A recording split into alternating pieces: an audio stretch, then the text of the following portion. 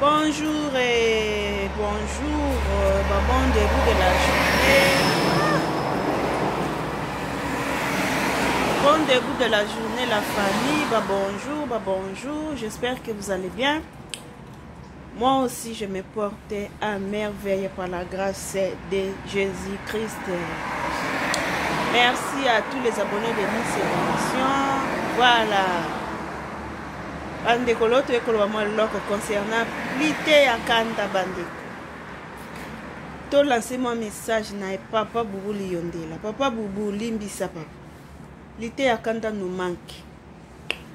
Papa Boubou limbisa l'ité à Kanta nous manque. Limbisa papa, oza yaya. Limbisa papa, limbisa. Et ça passe. Papa Boubou, et ça passe. Et ça biso passe ma casse papa limbisa. Limbisa papa nanga. Naibi kayo ozarano bien. Ozarano mtakanda te, ozarano bien mais na pire esprit mon pe fo bongo. Mon bongo pe so qui pe ntalekani mon pour corriger et ça la bien. Naibi ke za ngo punition bo facilité akanda pour assez corriger mais 5 jours, 4 jours na prison c'est beaucoup. Ils est belé papa. Limbisa papa dodo ko. Pa Boubou limbisa papa. Ah mituka. Ah. Bino bongo. Limbisa papa Boubou. Tebi kelti akanda lobe mabe. Te akanda alekanaki. Mais limbisa papa. Yokela mawa limbisa limisa na prison papa na talaka aza nouveau mari aucho bala azo manquer moi sinaye a manquer moi sinaye papa limbisa papa pa Boubou ya on toke lelo na kibombila pa Boubou le toke na kibombila pour na respect ya likonji protège toke na kibombila papa limbisa lité à Kanda papa na eza message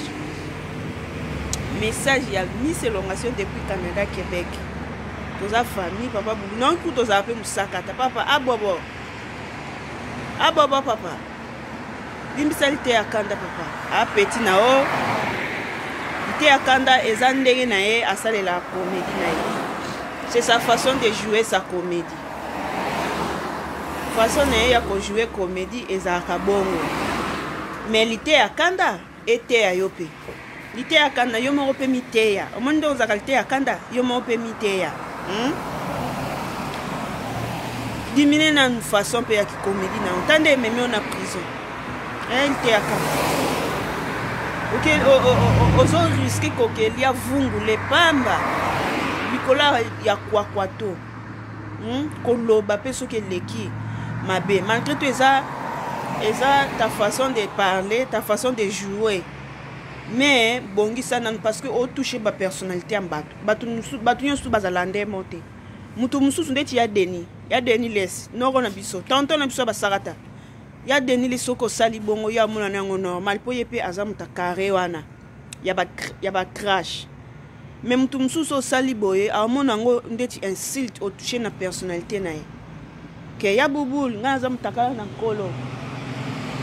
Yo yebinga te ngana tushaka ba mama na tushaka bana na tushaka omonte ke mutu twa yo ke bonga mona ka o toucher personnalité na ye a réagir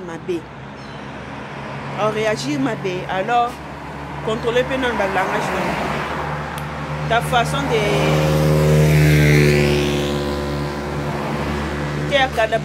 ta façon de faire tes choses là contrôler non pe mon non et ça la bien tala ndenge beti au film on va bien on beti ma soko film ouais non ko e beti ma ta film na lité à Kanda au monde mon on est beti au film 4 jours na cachot c'est beaucoup et puis non qui nanyo yo papa on nene tara chankongo lobi des tours ya camion ya basoda et camion makala pardon des tours ya camion makala et yé puis moi de makala meyo ba chikio ça veut dire on a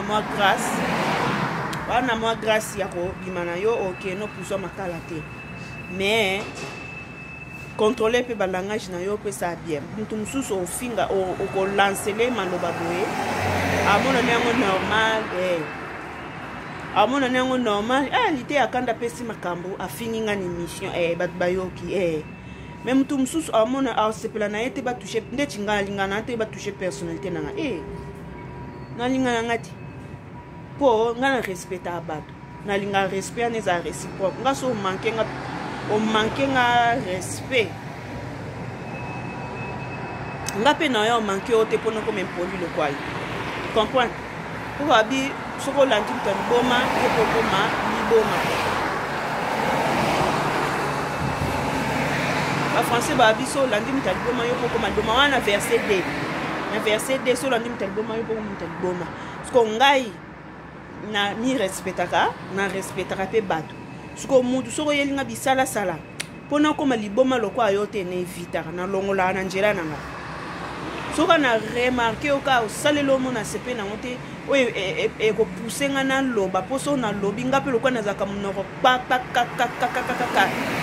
na loba mabe soko tong na yo loba mabe mabe oyo salinga batu ba mona ngote batu ba mona nde onga na loba yango na evitaka en tout cas côté ya nzamba changer nga penza kokole koko ma parents eza bien kokola nzamba changer nga pena koma na maîtrise no place wana mais solution na zwa soka muto osali mabeli kamo pe na sepe na ngote eke likambo pene zo mona na penda ke il faut na loba to il faut nga pena fingo to il faut nga pena ganga na swani so na préféré na longolo na nzela na kimia na finga na ngai yote na selo pe mission te na ko ya alobi na ngai nga pe na zongisi ye moko na opération bimisa nga ozwa ngati na ozoka na longolo na nzela na mba moka nde bible bi batu mbe super kanti basani ba kabona na longolo na nzela na mbala moko moi je suis comme ça c'est mes règlements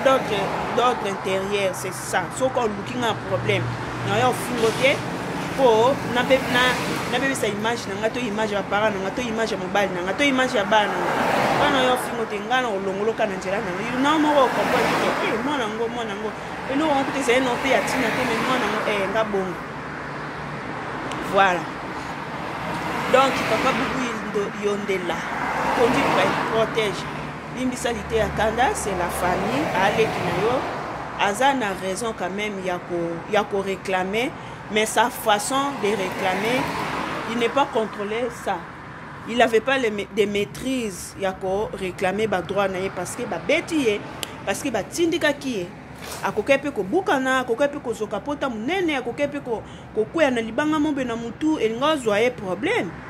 Nous sommes pour ceux qui étaient à grande babette qui n'a podium batindika qui bongo so mutu na e bête qui na libanga mombo azoki et que na mincho to lo balité à kanda à se retrouver dans l'hôpital à cas grave batu benge batu na sécurité anezaki ya bana nanya zaki mkonja sécurité bubuli yondela au monte que linga ki ko luke abino ka problème donc il a mukokoli sécurité li konji protège bo ape na faute mais quand de baloba ba faible ko zanga oyi ki bobola normalement il était à kanda a raison na acte wana service ya sécurité ali conduit protège ça les sali mabe boko ko tindi ka mutute boko ko beta mutute mais nandenga bien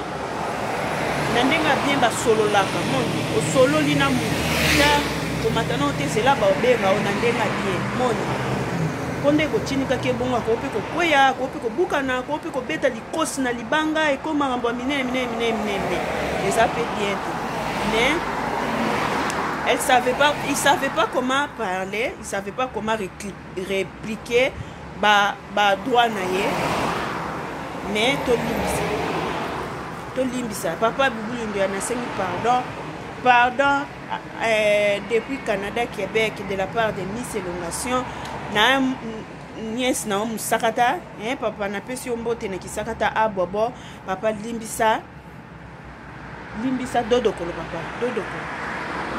le papa na ngai limbisa tikela absoluté ya kanda libanda parce que azo manquer biso l'ité ya kanda nous manque beaucoup et puis l'ité ya kanda c'est contrôler papa c'est contrôler ta façon de parler ningo ya conseil la comédie non c'est contrôler nango nan parce que bato nyonso tu te balinga batouche bapersonnalité na bango motu nyonso tu te. Et puis eloko mosusu mpe nameki korefléchir moke ekoki kozala bubu yondele esa apesa na ye d'ordre babimisa na bango ye mais kine Congo ekoma na système ya dossier sur dossier oseli likambo na mise elongation boza plainte ya na parquet ale omona joli pe aye pe na plainte onga pa finganga omona Blaise pa ye na plainte onga pa finganga omona Chantal pe aye na plainte onga pe kuta lukelenga ba problème plainte likola plainte. Donc bino bato boleka na média bofo bozaka na ba contrôle ya ba langage na bino surtout nde bosala ba crash soki crash wana moins de pempe kaka dossier komi na parquet yebaka dossier likola dossier eya moto nyonso yana wana na problème na bubu yondela mais omona bato mosusu mpe baprofite na nsima dossier wana bayeni bayekobakisa ba dossier likolo omona likambo ezalaki oli obima na ona jour moko ekomi une semaine 2 jours opwani il faut samba mpe na Jolie, il faut samba mpe na Chantal, il faut samba mpe na Blaise, il faut samba mpe na Bébé, il faut samba mpe na Richard.